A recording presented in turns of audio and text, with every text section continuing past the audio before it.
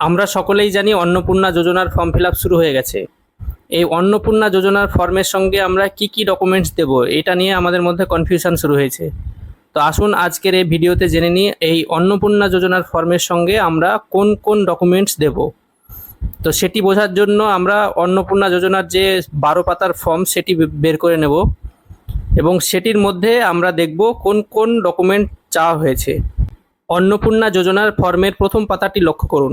প্রথম পাতায় কি চেয়েছে? প্রথম পাতায় চেয়েছে পরিবারের প্রধানের নাম আধার কার্ড অনুযায়ী, এছাড়াও জন্ম তারিখ, তারপরে লিঙ্গ, তারপরে পরিবার প্রধানের আধার নাম্বার, এই সমস্ত কিছু চেয়েছে। সুতরাং মনে রাখবেন, প্রথম যে ডকুমেন্টসটা দেব আমরা পরিবারের প্রধান সহ অন্যান্য সদস্যর আধার কার্ড, এবং সেই আধার কার্ডে অবশ্যই নিজের সিগনেচার করব, মানে যার যে আধার কার্ড সে নিজে সিগনেচার করবে।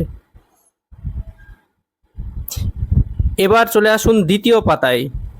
দ্বিতীয় পাতায় দেখুন লেখা আছে 10 নম্বর পয়েন্টে, পরিবারের প্রধান এবং পরিবারের সকল প্রাপ্তবয়স্ক সদস্যের ব্যাংক অ্যাকাউন্ট নাম্বার। এখানে যেহেতু ব্যাংক অ্যাকাউন্ট নাম্বার চেয়েছে, সুতরাং আপনারা খুব সহজেই বুঝতেই পারছেন যে আপনাদের প্রত্যেকের ব্যাংকের অ্যাকাউন্টের যে প্রথম পাতা তার ছবি আপনাকে এখানে দিতে হবে।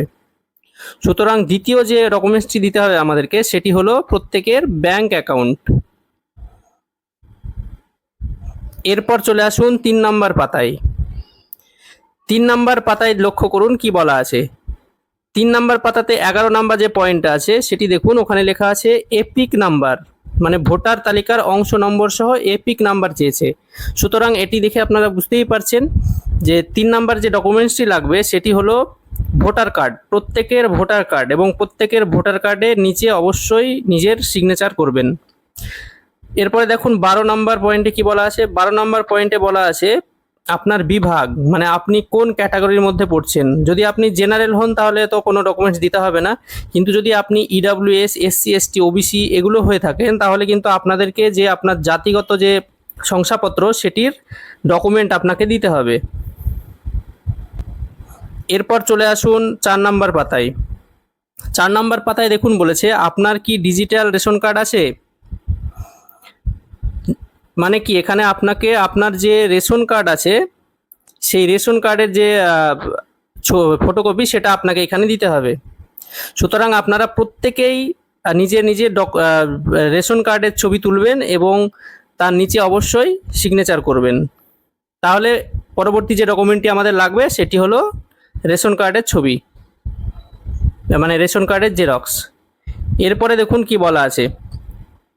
এরপরে দেখুন সম্পদের কথা বলা আছে, মানে জমি। এখানে দেখুন ডান দিকে এই জায়গাটি লক্ষ্য করুন, এখানে লেখা আছে রেজিস্ট্রেশন নথি, মিউটেশন কপি, তারপরে আপনার জমির রেকর্ড, এই সমস্ত মানে যে ডকুমেন্টগুলো সেগুলো কিন্তু আপনাদেরকে দিতে হবে।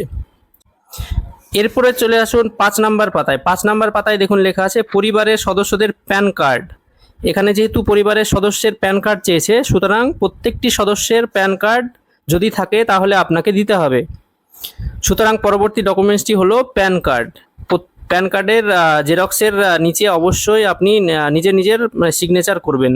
এরপরে দেখুন 3 নম্বর ঘরটিতে কি বলা আছে। 3 নম্বর ঘরে বলা আছে কর্মসংস্থানের ধরন, আর এইদিকে ডান দিকে দেখুন লেখা আছে সবচেয়ে উপযুক্ত ঘরে টিক দিন, আর যদি প্রয়োজনীয় নথি থাকে তাহলে জমা দিতে বলা হয়েছে। সুতরাং আপনি কি কাজ করেন সেটির যদি কোনো ডকুমেন্টস থাকে তাহলে সেটি আপনাকে জমা দিতে হবে। এরপরে দেখুন 6 নম্বর পাতায় 8 নম্বর পয়েন্টে কি বলা আছে। 8 নম্বর পয়েন্টে বলা আছে পরিবারের শিক্ষিত প্রাপ্তবয়স্ক সদস্যদের সংখ্যা এবং পরিবারের অশিক্ষিত প্রাপ্তবয়স্ক সদস্যের সংখ্যা। এখানে বলা আছে দেখুন ডান দিকে পরিবারের সকল শিক্ষিত প্রাপ্তবয়স্ক সদস্যের সর্বোচ্চ শিক্ষাগত যোগ্যতা প্রদান করুন।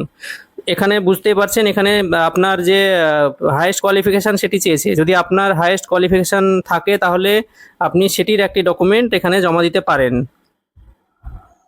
এরপরে চলে আসুন 7 নম্বর পাতায়। 7 নম্বর পাতায় দেখুন 5 নম্বর পয়েন্টে কি লেখা আছে, কোনো সদস্য কি সাংবিধানিক পদে বা মন্ত্রী, সাংসদ এই সমস্ত কিছু আছেন। যদি থাকেন তাহলে তার ডান দিকে দেখুন লেখা আছে প্রয়োজনীয় সহায়ক নথি থাকলে জমা দিন, মানে আপনার কোনো যদি এই রিলেটেড কোনো ডকুমেন্ট থাকে তাহলে আপনাকে জমা দিতে বলা হয়েছে।